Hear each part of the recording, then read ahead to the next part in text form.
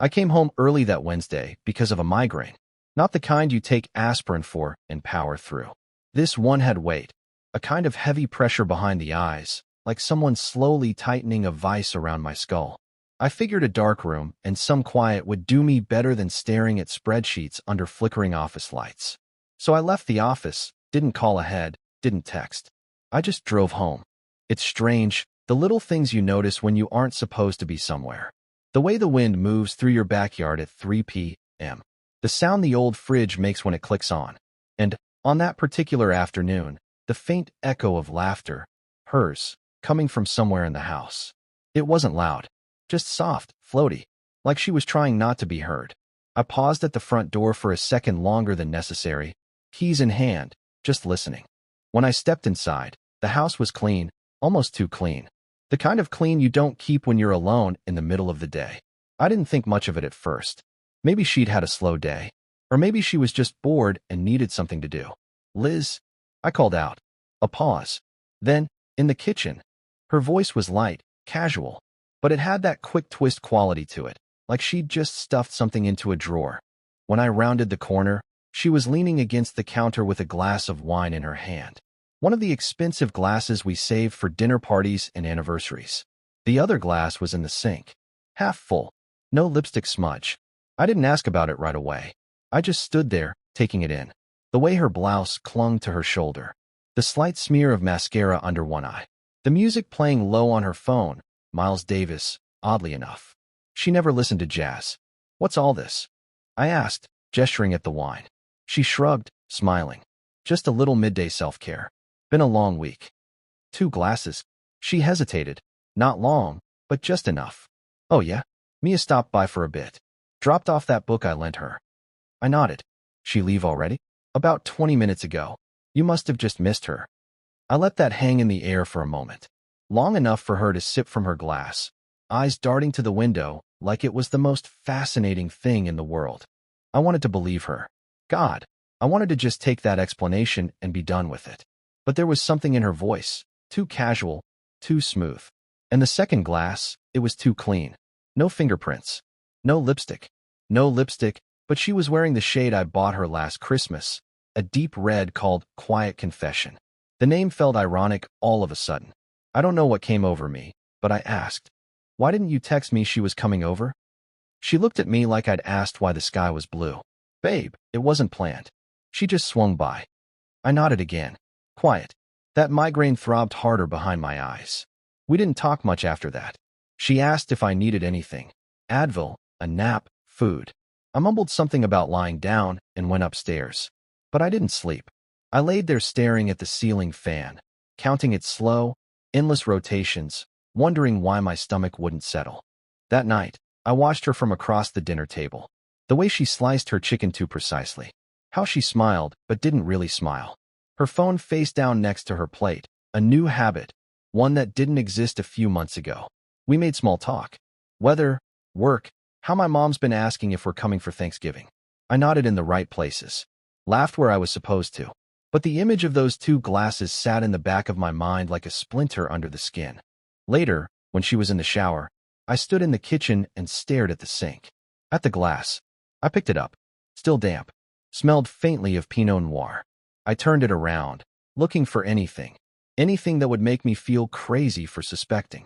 But all I saw was a spotless rim and a nagging thought that hadn't stopped buzzing since I walked in the door.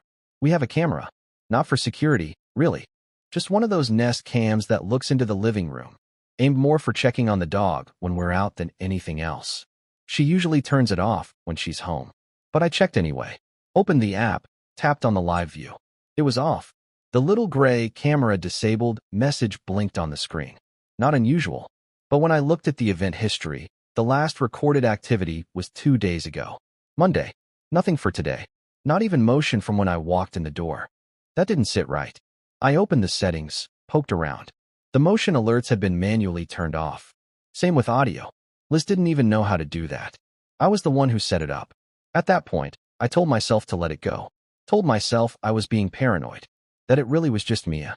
That she turned off the camera by accident. But I couldn't let it go.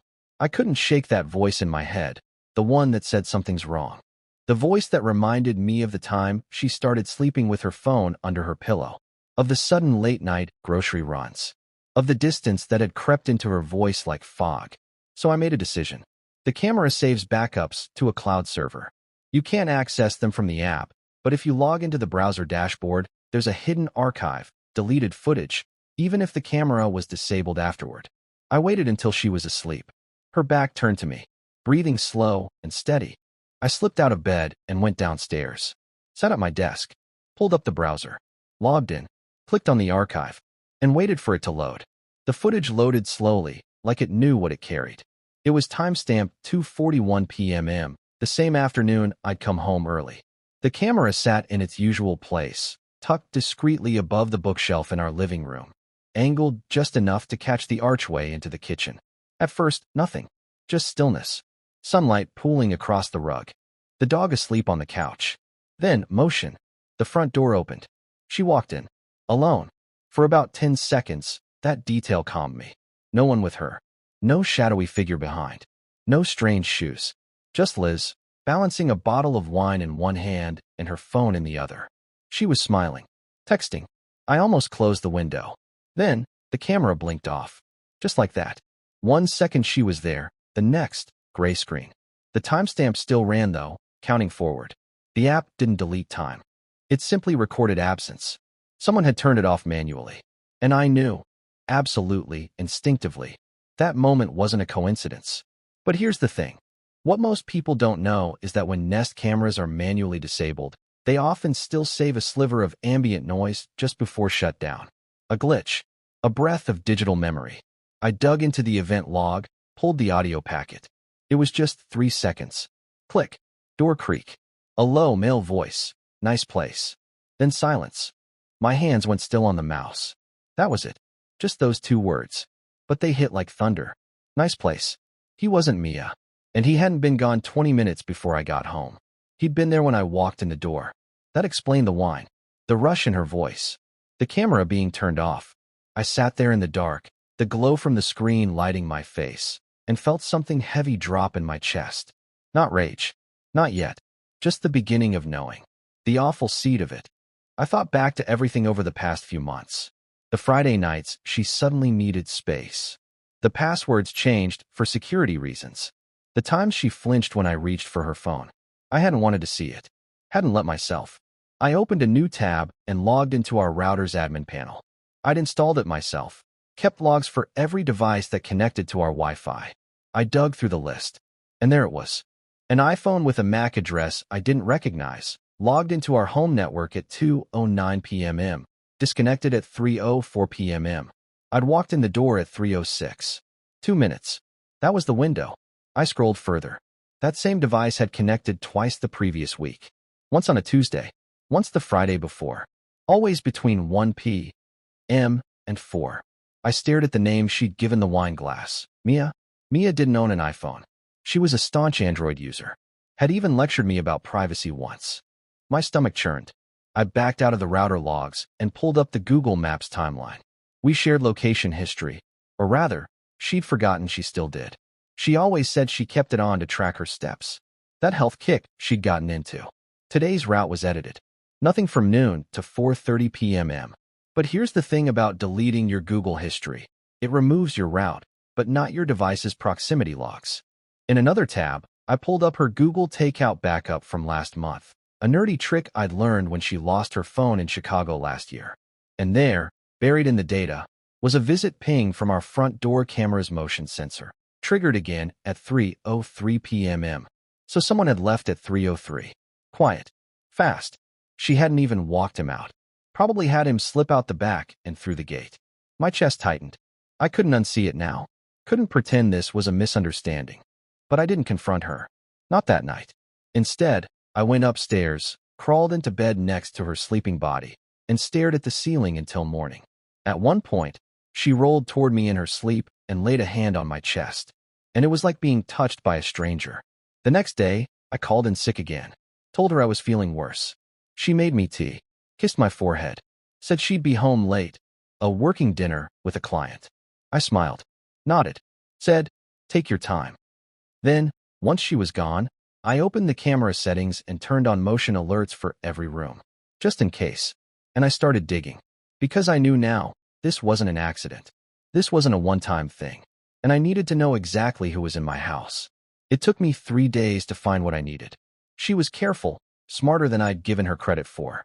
Deleted texts, no emails, no trace on her social media. But her phone synced to our home iCloud backup, a setting she never thought to disable. So while she was out one afternoon, another strategy meeting, I pulled the latest backup onto my old MacBook. It felt invasive, wrong even, like I was crossing a line I once swore I'd never touch. But that promise had belonged to a version of me that believed her without question. That version was gone. In the archive, I found a folder of screenshots buried in her deleted files. Messages, snippets of some group chat. Her and a few contacts I didn't recognize. One name stood out, Jay.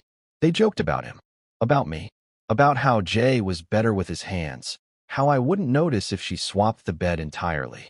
One message from Liz just said, "He's sweet, but I feel nothing anymore." I closed the laptop slowly, careful like it might bite. I didn't cry. I didn't shout. I just sat there, letting the quiet wash over me. Numb. That night, I cooked dinner. Her favorite, chicken piccata with roasted asparagus. She complimented it between sips of wine, the same Pinot Noir she'd shared with him. She reached for my hand halfway through the meal. I let her, watched her fingers wrap around mine like they still belonged there. She said, "You've been different lately. Quieter." I smiled. "Just tired, I guess." She nodded, thoughtful. "I know things haven't felt the same, but I'm trying. I still want this thus." I wanted to believe her. God, some part of me still did. That part was loyal to a memory, not the woman sitting in front of me now. After dinner, I told her I needed to show her something. I led her to the living room, sat her down, and opened the laptop. Her eyes narrowed when she saw the folder name. Tuesday afternoon _Kim footage. What is this? I played the short clip, just the 3 seconds of audio, followed by the grayed out screen and the moving timestamp. Then I showed her the router logs, the MAC address, the iCloud screenshots. Her face drained of color. She didn't cry. She didn't beg. She just closed her eyes and exhaled like something heavy had finally fallen off her. "How long have you known?" she whispered. "A few days." She nodded. Quiet. Then, "Are you leaving me?" I didn't answer right away, because that was the part one hadn't figured out yet. "You could have just told me," I said. "You could have ended it like an adult. But you brought someone into our home. You lied to my face. Over and over. I didn't want to hurt you." I laughed, not because it was funny, but because the absurdity of that sentence demanded something. "You didn't want to hurt me," I repeated. She looked small then, hollowed out. I asked the one question that still hung in the air. Was it just him? She hesitated. That was all I needed. I stood. She didn't follow, didn't reach for me, just sat there, staring at the paused screen, at the ghost of the man she thought I was. I slept in the guest room that night. And the next, the fourth night, I packed a bag and left. No dramatic exit. No slammed doors. I just went. For weeks after, I didn't tell anyone. Not family, not friends. I couldn't say it out loud. Saying it would have made it real. Instead, I went to work. Ate alone. Walked for hours. Let the silence hold me. I kept seeing those 2 wine glasses. That image stuck with me. The ease with which she lied. The calm in her voice. It was like watching someone draw the curtain on a play you didn't know you were in. I checked the camera app once. Out of habit. It was disabled again. Eventually, I filed. No lawyers, not at first. Just paperwork. She didn't contest it. We didn't fight over the house. She didn't ask for much. I gave her the car. On the day we signed the papers, she wore the same perfume she used to wear when we first met. I caught a trace of it as she leaned over the table. "I never stopped loving you," she said, almost too quietly. I didn't say anything back, because maybe that was true. But love, I'd learned, isn't enough. Not without honesty. Not without trust. I walked out of that building alone. Didn't look back. And that night, for the first time in a long time, I poured myself a glass of wine. Just one, and it was enough.